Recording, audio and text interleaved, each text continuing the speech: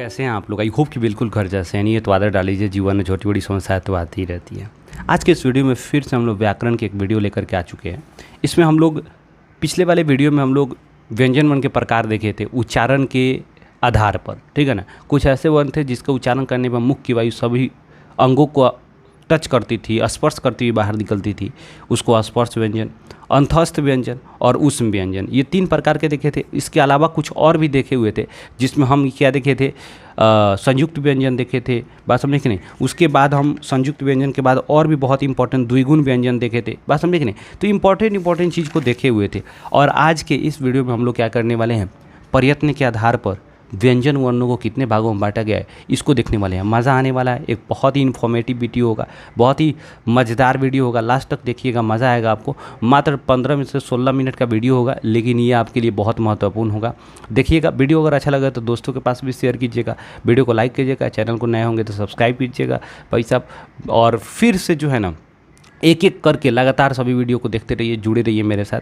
बहुत अच्छा आपको एक नॉलेज मिलेगा हिंदी व्याकरण में। और इसके अलावा अब हिंदी व्याकरण का जो कुछ पढ़ा दे रहे हैं, किसी इसमें से टॉपिक ख़त्म कर दे रहे हैं, उसके बाद हम इसका किताब का भी कुछ आपको लाएंगे, ठीक है ना। कैसे आप पत्र लिखेंगे, कैसे सारी चीज़ों को लिखेंगे, मज़ा आएगा आपको। चलिए अब बिना किसी समय गंवाए हम लोग टॉपिक को पहले देखते हैं और समझते हैं और मिल के मचाते हैं बवाल विद बहुत सारा सवाल। देखिए, पहला बात क्या कह रहा है, प्रयत्न क्या मतलब क्या होता है। प्रयत्न का मतलब सिंपल होता है, जब हम किसी भी वर्ण का उच्चारण करते हैं तो हमारे स्वर तंत्री में श्वास कंपन, श्वास की आयु की मात्रा मुख में विभिन्न अवयवों के द्वारा श्वसन क्रिया में अवरोध उत्पन्न करता है, जिसे हम प्रयत्न कहते हैं। मतलब सिंपल बात है कि जब हम किसी भी वर्ण को बोलेंगे ना, तो अंदर का जो श्वास होगा, अंदर की जो मतलब उसका जो श्वास का कंपन होगा ना, जब वो बाहर निकलेगा तो वो क्या करेगा, बेसिकली समझिए बात को।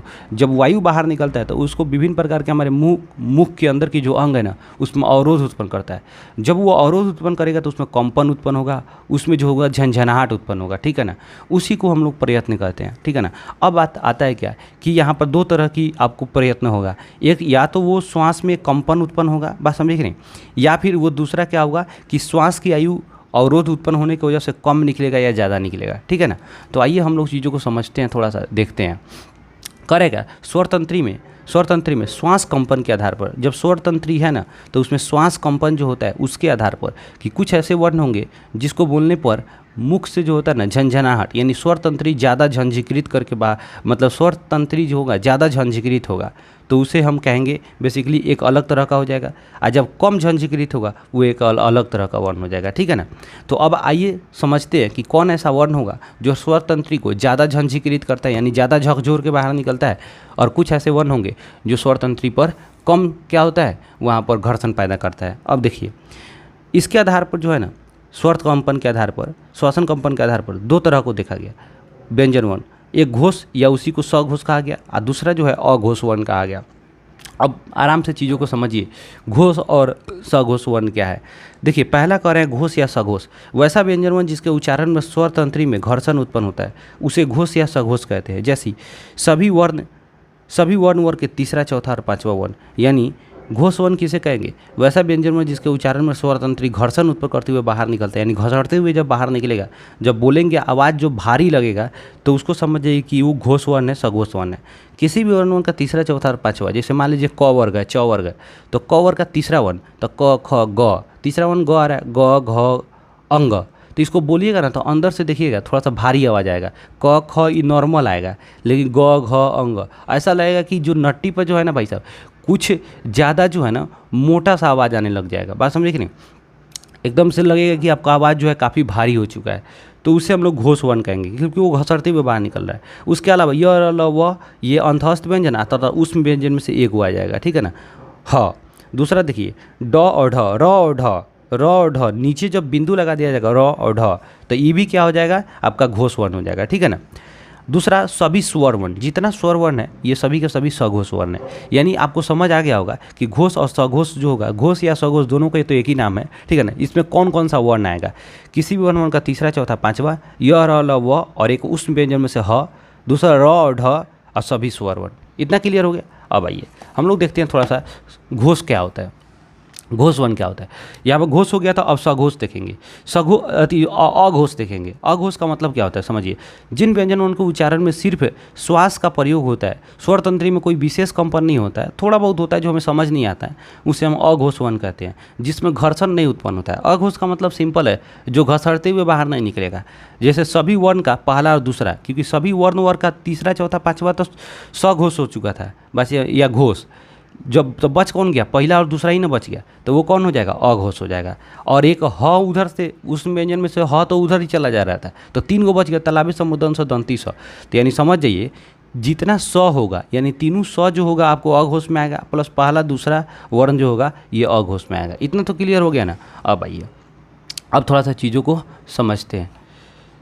कह रहा है क्या, श्वास वायु, श्वास वायु के, अब देखिए श्वास वायु यानी प्राण की मात्रा के आधार पर, श्वास वायु का मतलब होता है जो हम श्वास लेते हैं, बस अब एक नहीं, उसको प्राण भी कहा जाता है। सिंपल, अगर श्वास वायु बंद हो जाए आपके मुंह से लेना निकलना बाहर, मतलब श्वसन क्रिया बंद हो जाए तो आप मर जाएंगे, इसलिए उसको प्राण वायु भी कहा जाता है। तो यहाँ से ध्यान समझिएगा कि श्वास वायु को बाहर निकलने के आधार पर, श्वास वायु को मात्रा जब भी कहा जाए, इसका मतलब कितना श्वास वायु बाहर निकल रहा है, ज़्यादा निकल रहा है कम निकल रहा है, उसके बेस पे। तो कह रहेगा उसके बेस पर शब्द थी को व्यंजन वर्ण को 2 भागों में बांट दिया गया। एक अल्प प्राण महाप्राण, जिसको बोलने पर अल्प प्राण यानी कम श्वास वायु बाहर निकलता है उसको अल्प प्राण, जिसको बोलने पर ज़्यादा श्वसन वायु बाहर निकलता है तो उसका महाप्राण बोलेंगे। ठीक है ना, इतना तो क्लियर हो गया। अब आइए, अब थोड़ा सा हम एक एक करके परिभाषा भी पढ़ेंगे, उसको देखेंगे। कर अब ऐसा व्यंजन वर्ण जिसके उच्चारण में श्वास वायु कम मात्रा में बाहर निकलता है उसे ही हम अल्प प्राण वर्ण कहते हैं। जिसको कम वायु बाहर निकलेगा उसे हम क्या बोलेंगे, अल्प प्राण। प्रत्येक वर्ण के पहला तीसरा पाँचवा यानी जितना भी, मतलब आप समझ जाइए, इसको कहेंगे जो विषम संख्या के स्थान पर आएगा, पहला विषम संख्या, तीसरा पाँचवा, तो विषम संख्या का स्थान पाएगा तो अल्प हो जाएगा। ठीक है ना, सिंपल ध्यान में रखिएगा, विषम संख्या का स्थान पाएगा तो अल्प हो जाएगा। उसके बाद य र ल और व, इसमें जो य र ल व जो है ना ये अल्प प्राण हो जाएगा। ठीक है ना, और र, ठीक है ना, र और ढ, तो र हो जाएगा ये। ठीक है ना, उसमें र और ढ दोनों हो रहा था तो इसमें केवल र हो जाएगा। अगला आता है महाप्राण। महाप्राण में समझिएगा चीज़ों को समझिए। करेक्ट, वैसा व्यंजन हो जिसका उच्चारण में मुख के श्वास वायु अधिक मात्रा में बाहर निकलता है उसे महाप्राण कहेंगे। अब ये देखिए, पहला तीसरा पाँचवा तो यहाँ हो चुका था, तो इसमें क्या हो जाएगा, दूसरा और चौथा हो जाएगा, प्लस जितना भी आपका उस व्यंजन आएगा, तीनों स, तालाबी समूर्धन से दंती और ह और ढ, तो र इसमें ढ इसमें। ठीक है ना, आप इसको आराम से एक ट्रिक इसका हम बना देंगे। ठीक है ना, आपको एक ट्रिक बना के बता देंगे कहाँ पे अल्प प्राण कहाँ पे वायु प्राण, आपको महाप्राण हो जाएगा। ठीक है ना, उस चीज़ को समझ जाइएगा आराम से। अब आइए हम लोग थोड़ा सा एक और देखते हैं, समझते हैं बहुत अच्छे से।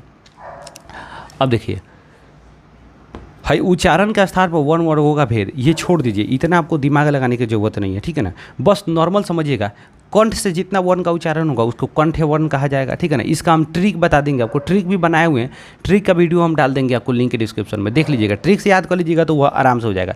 मतलब जिस वर्ण का उच्चारण कंठ से होगा कंठ वर्ण, जिस वर्ण का उच्चारण तालु से होगा तालव्य वर्ण, जिस वर्ण का उच्चारण मूर्धा से होगा मूर्धन्य वर्ण, और जिस वर्ण का उच्चारण दांत से होगा दंत्य वर्ण, और जिस वर्ण का उच्चारण ओष्ठ से होगा उसको ओष्ठ वर्ण। ठीक है ना, और जिस वर्ण का उच्चारण अनुनासिक यानी नाक से होगा अनुनासिक वर्ण भी कहा जाता है, जैसे सब वर्ण का पाँचवा वर्ण। ठीक है ना, वो हो जाएगा।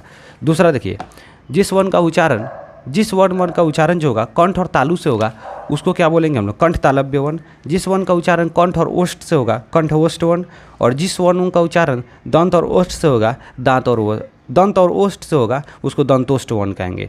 बड़ी सिंपल है, वर्ण के उच्चारण के आधार पर वर्णों का प्रकार, इसमें इतना ज़्यादा दिमाग लगाने की ज़रूरत नहीं है। ठीक है ना, बस आपको उच्चारण स्थान जो है ना याद कर लीजिएगा तो ये भी याद हो जाएगा आपको। ठीक है, अब उच्चारण स्थान का हम ट्रिक बना दिए हुए, जरूर आप ट्रिक को देखिएगा। ठीक है ना, और अच्छा लगेगा तो दोस्तों के पास भी शेयर कीजिएगा। ठीक है, अब आइए वर्ण का उच्चारण स्थान तालिका। ये वर्ण का उच्चारण स्थान कंठ से हम आपको ट्रिक बताते हैं, अकुह, तो अ आ कु से क वर्ग, ह और विसर्ग। तो उसी तरह इचू ऐसा से बताए थे तालु का, उसी तरह ऋतु रेशा से बताए थे मूर्धा का, दंत से बताए थे तलाश का मतलब तलाश के दांते काट लेंगे। ठीक है ना, तो ये हो जाएगा तलाश, त ल आ स तलाश।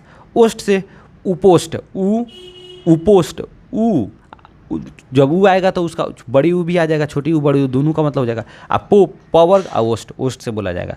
नाक प्लस मुख से, यानी पंचमाक्षर अनुस्वार चंद्र बिंदु।